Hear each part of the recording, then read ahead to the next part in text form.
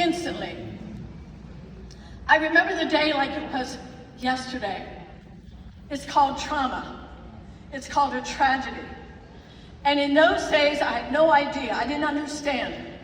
As Angie made her ascent into heaven, I began my slow and very gradual descent into a world of emotional pain and spiritual confusion.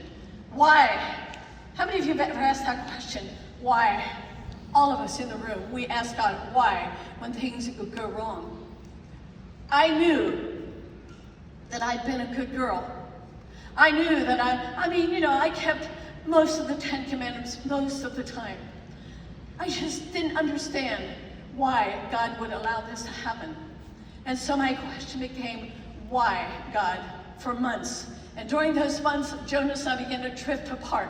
There may as well have been the Great Wall of China between us because we could no longer connect in any way. Soon after that, we got pregnant with our third daughter. And during my pregnancy, I was becoming even more and more despondent. Missing Angie, the grief was deeper and longer and harder than I had ever imagined. And I couldn't understand. I would ask God, please, please, help me to be happy again.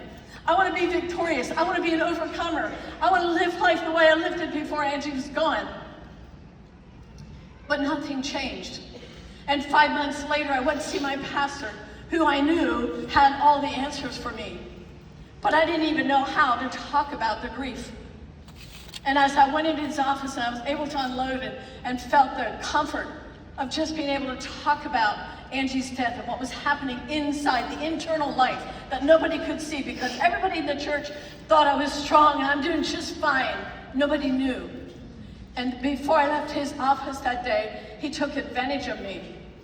And when I left his office, I thought, what am I going to say? Or how do I talk about this? Who do I tell? And I decided, I made a choice that day. Hey, listen, y'all. The choice that you make today is, in fact, the life that you will live tomorrow. The choices that we make, good or bad, will create the life that we live tomorrow. That